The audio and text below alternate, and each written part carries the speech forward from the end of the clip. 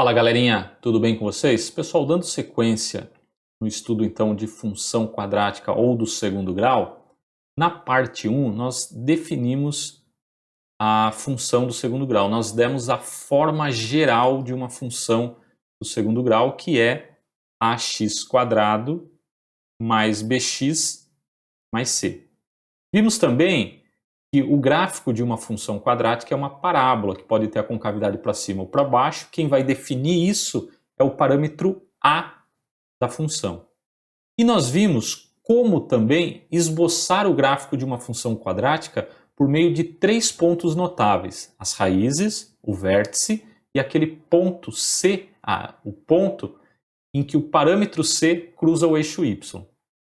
Certo? Agora, o que a gente vai fazer? E nós vimos também como encontrar a função do segundo grau a partir de alguns pontos dados em um exercício que nós fizemos. O que a gente vai fazer agora? Agora nós vamos, por meio da forma fatorada da função quadrática, encontrar quem é essa função. Ou seja, a partir de um gráfico, a gente vai usar essa forma fatorada aqui para dizer qual é a função que originou esse gráfico. Beleza? É óbvio, eu posso fazer isso usando essa cara geral.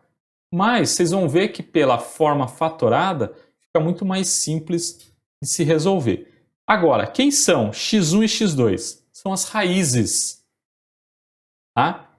Olha só, eu tenho um exercício da Unesp em que a partir desse gráfico eu quero encontrar qual é a função que deu origem a ele. E aí a gente vai usar a forma fatorada e vocês vão ver que é bem simples. Então perceba, olhando para esse gráfico, eu já sei que o A é positivo, porque a concavidade é para cima. Eu sei também que ele cruza o eixo X em 2 pontos, no -2 e no 1. Então eu já defino aqui quem são as raízes. Então as raízes são -2, 0, par ordenado, né? Estou pegando o ponto, 1 e 0. E note, tem mais um ponto conhecido, que é esse ponto aqui. Esse ponto, para nós, ele tem coordenada 0 e -4. Fechou? Então, com essas informações em mãos, eu vou tomar a forma fatorada. Isso aqui eu tenho que saber, então, que a forma fatorada é dada por essa expressão, onde x1 e x2 são as raízes. Agora,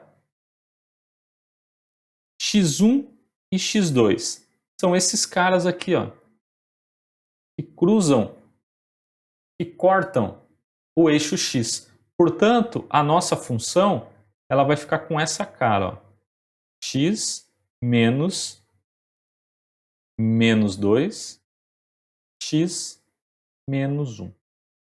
Perceba uma coisa, não importa quem você escolheu para x1 ou x2, se foi o -2 ou se foi o 1, tá? O resultado vai dar o mesmo. Isso aqui então vai ficar x mais 2, x menos 1. Ok? Agora a gente precisa descobrir quem é esse A. Então eu já tenho a princípio aqui um esboço da cara da nossa função. Vou marcar com um asterisco e a gente vai retomar ele depois. Tá? Agora eu preciso descobrir o A. Como que a gente vai descobrir esse A? Utilizando uma informação que nós não usamos ainda, que é esse ponto conhecido 0 e -4. Observe que as raízes nós já utilizamos. Então, 0 e -4. Quem é o 0? O 0 para nós é o valor do x e o -4 é o valor do y. Portanto, 0 e -4, se eu substituir nessa função, vai ficar assim, ó, f de 0 é igual ao A vezes o x, que é 0, mais 2, 0 menos 1. Quanto vale o f de 0? -4. 0 mais 2 é 2 e 0 menos 1 é -1. Portanto, olha só, vou colocar aqui. Nós temos o seguinte, que -4 é igual a -2A.